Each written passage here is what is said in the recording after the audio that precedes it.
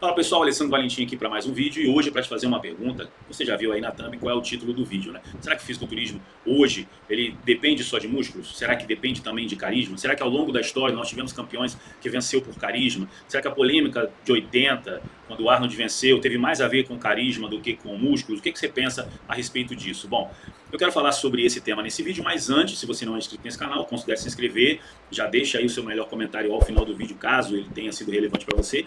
Compartilhe também com mais pessoas, não deixe de curtir, deixar aí o seu like. E nesse vídeo, na verdade, por que eu trouxe esse vídeo para o canal? Porque eu fiz uma live, a última live que eu fiz, o último podcast, Os Honoráveis, né? Se você não tem acompanhado, vale muito a pena você acompanhar, tem 5 episódios já aí no canal, né? Com Edson Prado, Fred Azevedo, Leivina Barros, o Alex dos Anjos, né?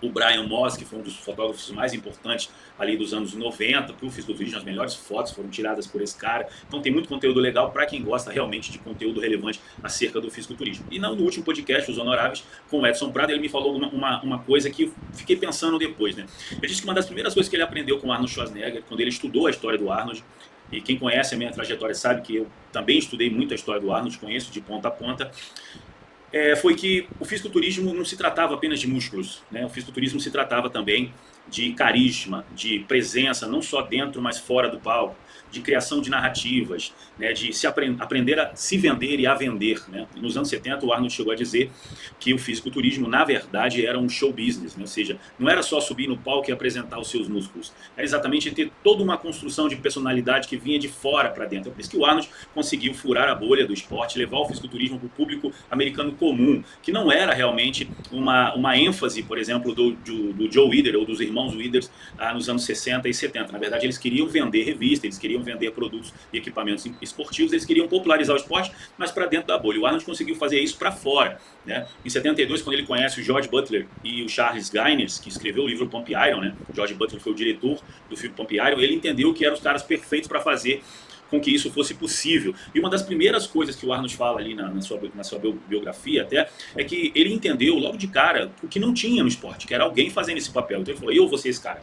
Assim que ele chega na América, ele viu que os bodybuilders estavam só preocupados em ser bodybuilders, né? E não em levar o esporte para o maior número de gente possível, né? Quando o Arnold vai para o cinema, ele faz isso. Em Pumping Iron, ele faz isso. Na verdade, ele nem iria competir em Pumping Iron. Ele tinha acabado de gravar o Stay Hungry, ele estava realmente focado na carreira de cinema, mas ele viu uma enorme oportunidade de fazer com que o fisiculturismo fosse conhecido para fora. E o Edson Prado, né, o Mr. Universo, um enorme campeão, infelizmente não teve na sua geração o apoio devido, ele fala isso no podcast, ele teve muitos problemas com relação ao entendimento dos empresários brasileiros com relação ao esporte. Isso está acontecendo agora, essa parede tem sido realmente quebrada, mas na época não era, né? E os bodybuilders não sabiam se expressar aqui no Brasil, não sabiam falar. Inclusive ele mencionou uma ida dele na Adriane Galisteu, onde o programa que foi gravado com ele e outros fisiculturistas brasileiros nem foi ao ar, porque ficou tão ruim.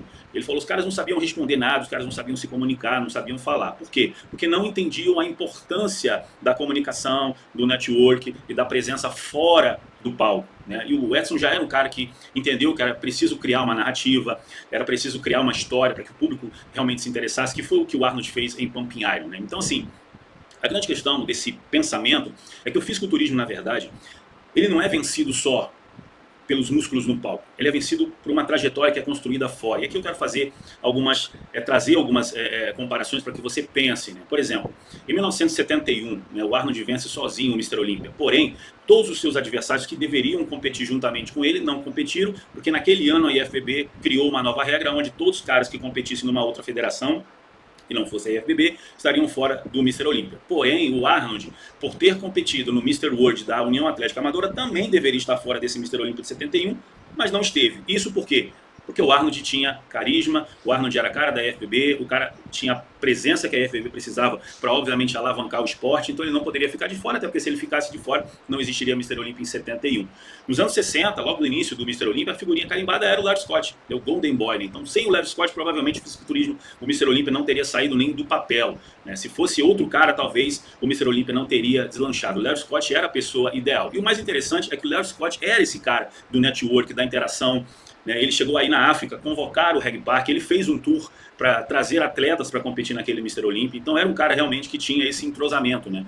ele sabia vender o evento, ele conseguiu fazer realmente o evento ser popular, embora para si mesmo não era algo interessante para ele. Ele não gostava muito do marketing que foi feito, muito exagerado, mas o mais importante é que o Mr. Olympia cresceu a partir do Larry Scott, né? Quando você pega ali a fase do Sérgio Oliva, que foi também uma fase muito importante, você não conseguia ver o Mr. Olympia deslanchar. O Mr. Olympia não saiu da fase do Larry Scott e na fase do Sérgio Oliva teve um crescimento. Não, ele só veio ter um crescimento realmente com o Arnold. E o Arnold, quando chega na América, ele já tinha entendido a importância de se fazer relações. Ele ia para todos os lugares. Então ele treinou com o Vince Gironda, ele treinou com o Bill Pearl, ele foi em todos os gurus naquela época, todos os treinadores. Ele não ficou só ali no Gold Gym. Então ele tinha relação com todo mundo. Ele tinha relação com absolutamente todo mundo, porque ele entendeu que a coisa mais importante a se fazer naquele momento era exatamente estreitar relações. Quando ele chega na América, os fisiculturistas, para você ter ideia, eram conhecidos e chamados pelo Joe Hader de preguiçosos caras de pau, porque a maioria deles não queriam absolutamente nada com nada. Eles queriam treinar, ir para a praia, para Venice, depois voltavam para o Gold. Essa era a rotina deles, era o dia inteiro fazendo isso. O Arnold entendeu que o fisiculturismo não era só um esporte, ele também era um negócio. E que ele precisava se vender e vender esse negócio. Então, ele chegou na América, percebeu o tino comercial do Joe Hader, viu o quanto o Joe Hader realmente ele era eficiente naquilo que ele fazia e começou a produzir as suas próprias revistas. O Arnold fazia fotos para o Joe Hader, fazia fotos para a revista do Joe Hader, e quando ele entendeu que os leitores mandavam perguntas para Muscle Builder e ele respondia, mas quem ganhava o dinheiro era o Joe Hader, falou, opa, peraí, eu estou ganhando muito pouco para fazer isso, eu posso ganhar mais. Mas ele pediu a permissão do Joe Hader, porque ele era patrocinado, para poder fazer isso. Então ele chegou para o Joe Hader e falou, olha, você me empresta o seu editor, o seu fotógrafo, eu vou continuar fazendo o trabalho para você, mas eu quero fazer um trabalho paralelo para mim. E aí ele montou as suas primeiras revistas, os almanaques de treino, né, respondendo às perguntas do público, né, as interações, ou seja, era a dor da audiência dele. As pessoas queriam saber como que ele construía aqueles braços, como ele construiu aqueles tríceps, aquelas coxas. Era uma fase onde não se tinha tanta informação, então o mínimo valia muito, o mínimo de informação valia muito, e tudo era empírico, né? Não tinha ninguém falando de ciência, artigos, nada disso, era tudo construído na base do chão de fábrica mesmo. E aí o Arnold montou ali o seu almanaque, começou a vender, começou a ganhar dinheiro, sempre teve esse tino comercial, mas tudo começou a partir da relação que ele teve com o Joe Hader. Se a gente for um pouquinho mais para frente, né, o Arnold, quando ele se aposenta, entra no lugar o Frank Columbu, né? Se a gente pegar 1981, eu sei que muita gente fala desse Olímpia, né, que foi um Olímpia muito controverso. O Frank Columbu não poderia ter vencido aquele Olímpia com caras como o Roy Callender, por exemplo, que estava ali no plantel dos atletas, como o Tom Platz, por exemplo, que também estava ali competindo, né, como o Danny Padilla, que também estava ali competindo. Então eram caras ali que poderiam vencer, mas o Frank Columbu, por ter relações profundas ali com o Arnold, com a cúpula da IFBB, ele não perderia aquele título jamais. Por quê? Porque exatamente existia uma questão de envolvimento, de carisma, de network, de relações. Então os outros caras não tinham isso. E era muito importante, era fundamental que esses caras tivessem isso. Quando a gente vê, por exemplo, fazer um paralelo, quando a gente vai para a luta, por exemplo, quando você pega ali o UFC, né, o Conor McGregor, quando ele chega no UFC, ele já chegou com essa mentalidade. Com a mentalidade de fazer as relações, de fazer o network, mostrar serviço e construir um patrimônio a partir da sua própria imagem. Muitos dos outros atletas não fizeram isso e estão aí, né, às vezes, competindo para ter que ganhar dinheiro, não encerram a carreira cedo, ultrapassam esse limite, né, do tempo de carreira, e isso também acontecia no fisiculturismo. O Arnold começou a carreira, foi Mr. Olympia muito cedo, foi o primeiro Mr. Olympia mais jovem, né, 22 anos de idade, e ele encerra a sua carreira aos 33 anos de idade. Na verdade, a gente contando com 80, né, porque em 80 ele tinha 33 anos de idade. Olha só, novo, na maioria dos Mr. Olympias ganham o título com 33, o Coleman ganhou com 33, o Jay Cutler ganhou com 33, e o Arnold estava se aposentando. Isso aconteceu também com o Lee Haney, que começou muito cedo, e com 32 anos de idade também estava se aposentando. E a importância, né, quando a gente fala do Arnold e do Lee Haney, você vê a importância, né? O Lee Haney também teve uma importância muito grande, como a do Arnold fora dos palcos, mas não conseguiu alcançar o nível do Arnold com relação à exposição do esporte. O alcance que o Arnold teve, principalmente por conta do cinema, foi muito grande. E aí eu te faço uma pergunta, será que se nós não tivéssemos um Arnold Schwarzenegger, o esporte teria chegado onde chegou, principalmente nos anos 80? Porque antes de Pumping Iron, pessoal, era uma subcultura, ninguém dava valor nenhum. O fisiculturista era reconhecido, na verdade, como um vagabundo. O David Draper falava isso, né? Nós não tínhamos mérito nenhum para que a gente continuasse praticando aquele tipo de esporte. Não tinha esse incentivo nenhum, porque eles olhavam, as pessoas olhavam para nós, ou a gente era homossexual, ou era vagabundo, ou era burro, era um monte de adjetivos que eram inseridos ali com relação a a presença física do bodybuilding, né? Esse cara, eles têm baixa autoestima, por isso que eles são narcisistas, é por isso que eles querem tantos músculos, entendeu?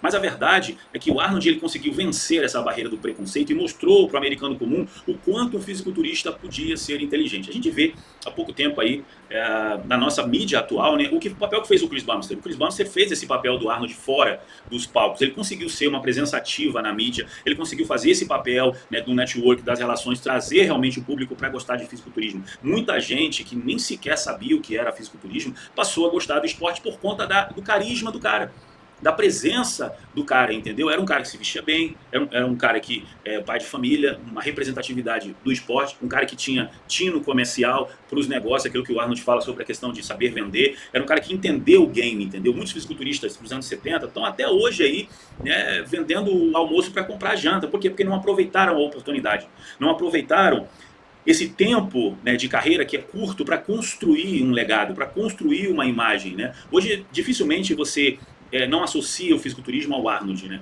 Dificilmente você não consegue fazer esse comparativo, né? O que seria do esporte sem o Arnold? Daqui a alguns anos a gente vai fazer a mesma coisa com o Chris Bumstead, né? Esse ano o Chris Bumstead, a premiação do Mr. Olympia foi aumentada porque o Chris Bumstead colocou uma grana ali, entendeu? Então olha que coisa fundamental, né? O cara que entendeu que mesmo parando com as competições, ele ainda tinha um papel, ele ainda tem um papel a fazer no esporte. Isso vale para os outros caras que estão chegando. O Ramon, que é o campeão agora, né? Precisa entender disso, precisa entender que não é só subir no palco e fazer o dele, ele precisa realmente ter as relações, ele precisa se comunicar, saber falar o inglês fluentemente, saber realmente levar o esporte para um outro nível, tentar alavancar mais ainda o que o Chris Bumstead fez. Eu entendo que hoje a preocupação maior que o Ramon deve ter não é só subir e bater os títulos do Chris Bumstead, é ser mais relevante do que ele. É conseguir construir uma imagem ainda maior do que a que ele construiu. Assim ele vai ser realmente um campeão, porque um campeão ele não é só o cara que ganha o troféu no palco, ele é aquele cara que realmente leva o esporte para um outro nível, que foi o que o Chris Bumstead fez e que foi o que o Arnold fez. Agora, o papel hoje é muito mais fácil, porque a gente tem as redes sociais. Você pega, por exemplo, o Pantera, né? Então, olha o carisma dele. Você vê que ele não tem essa. Ele tem dificuldade ainda para se expressar e tal, mas eu acho que essa dificuldade ainda é um fator positivo para ele, porque ele consegue passar a mensagem dele. Ele é um cara humilde, ele é um cara fantástico, porque consegue mostrar que é possível sair de onde ele saiu e chegar onde ele está chegando. E ele vai muito mais longe. Agora, você entende como isso é importante? Quando o Pantera vai competir uma competição, ele tem um alcance maior do que a própria federação, do que o próprio evento, porque ele carrega uma legião de fãs com ele. E era isso que o Arnold fazia nos anos 70 quando ele foi para o cinema. As pessoas começaram a se interessar pelo fisiculturismo. Então, os anos 80 foi muito privilegiado pela presença ativa do Arnold fora dos palcos. É o que está acontecendo hoje com boa parte desses fisiculturistas que já entenderam que não é só ganhar a competição, é exatamente ter uma presença fora dos palcos. O Arnold, ali nos anos 70, 76, ele passou a co-promover o Mr. Olympia juntamente com o Jim Lorimer, que foi o cara que depois veio a produzir o Arnold Classic com ele, e que era o cara que produzia o Mr. World da União Atlética Amadora. Ele levou o Mr. Olympia para um outro nível. O Mr. Olympia tinha 2, 3, 4, 5 caras competindo. Depois do Arnold e do Jim Lorimer, a coisa explodiu, até chegar nos anos 80. Então ele trouxe atletas de outras federações, como a NABA, por exemplo, para competir no Olympia, tudo isso por conta do carisma dele. E esses caras, que por mais que tivessem ótimos físicos, não souberam aproveitar a oportunidade do hype, do momento, né? Por exemplo, Pumping Iron. Se você pegar o Pumping Iron, você não saberia, se não fosse Pumping Iron, quem é Rob Robson, Mike Katz, Ken Wallers, Roger Callard. Você não saberia quem são esses caras. Esses caras estão eternizados porque estiveram junto com a maior máquina de network que foi o Arnold Schwarzenegger. Então, hoje, o fundamental para o crescimento do esporte é realmente entender disso. Não é só um show de músculos, é um show de carisma. E a gente volta para 80, por exemplo. O Arnold não tinha condição nenhuma de competir em 80. Ele teve 8 meses para se preparar para aquele Mr. Olympia. Agora, o que aconteceu ali? Uma narrativa foi criada. Era o retorno do maior campeão do Mr. Olympia. E isso vende pra caramba, né? Vocês pegam o Levrone em 2016, quando ele sai no cartaz ali, um lado estava o Phil Heath, do outro lado estava o Kevin Levrone. É a narrativa. É a criação de uma história, as pessoas gostam disso, é o campeão que retorna, é o cara que voltou das cinzas, enfim. O Arnold deixou a aposentadoria, ele tinha se aposentado em 75, e volta em 80 e vence em 80. Aí a pergunta que fica até hoje, será que ele mereceu vencer? Será que o Mike Manser foi realmente prejudicado? Será que o físico do Arnold era suficiente? A gente sabe que ele teve 8 semanas para se preparar, muito pouco tempo, teve um problema de lesão no ombro nas vésperas do evento. Então assim, não chegou no seu melhor. Se outro cara tivesse vencido, não seria injusto, mas e a narrativa? O Arnold estava prestes a fazer o filme do Conan, então precisava realmente de uma narrativa para ser criada. Dizem que o Joe Hader ofereceu um dinheiro para ele competir, mas a gente percebe, no final das contas, que realmente é um show business. Não é só subiu no palco, se apresentou, é o melhor físico. Não. O representante do Mr. Olímpia precisa saber se comunicar, precisa ter presença ativa fora dos palcos, precisa ser uma pessoa de carisma, de boas relações, de bons networks, levar o fisiculturismo para um outro nível. Recentemente agora, o Derek Lunsford chegou a dizer que o momento atual do esporte é o melhor momento. Talvez, se a gente partir para o lado da mídia, tá ok, ele tem toda a razão. Mas se a gente falar de físicos, esquece. Se a gente falar do que foi construído fora do palco, esquece, porque aí o Arnold está aí. Hoje você vê o Coleman, né? O Coleman foi o maior campeão do Mr. Olympia, 8 títulos, juntamente com o Lihane, mas talvez o maior homem que subiu naquele palco, o físico mais estético, o maior físico, o maior condicionamento. Talvez o Coleman, dificilmente a gente vai ver outro cara. E é um cara que está ativo até hoje, porque entendeu que o mais importante não foi exatamente o que ele construiu no palco, porque se ele não tivesse continuado a sua carreira fora dele, talvez já tinha até sido esquecido, era um nome que está ali no hall da fama do bodybuilding, do Mr. Olympia, mas o fato dele ter continuado divulgando a sua imagem, criando a sua marca, fazendo os contatos, vindo para o Brasil frequentemente, entendendo que o Brasil é um novo mercado, entendendo esse posicionamento de negócio, faz com que a imagem dele seja eternizada na nossa geração. Bom, e é isso, pessoal. Eu acredito que assim como o Edson Prado entendeu logo de cara, quando ele chegou na América aqui, a questão toda não era só ter um bom físico, era preciso ter boas relações, era preciso ter uma mente realmente produtiva, empresarial, né? Um cara que sabe fazer negócios, que não fica só ali dependendo. Hoje a gente tem a rede social, o cara produz conteúdo, às vezes ganha dinheiro com a própria monetização do conteúdo, não é tão difícil quanto antes, mas a necessidade de se fazer fora do palco é a mesma. Mas eu quero saber a sua opinião, o que você acha sobre isso, né? Eu tenho razão naquilo que eu estou falando? Será que o fisiculturismo também é um show que está talvez até mais relacionado a carisma do que a físico, do que o físico? Comente livremente aí embaixo e eu te espero no próximo vídeo. Mas antes disso, não deixa aí de se inscrever, ficou até agora, deixa o seu like, manda esse vídeo para mais alguém e eu te vejo no próximo vídeo. Forte abraço, pessoal.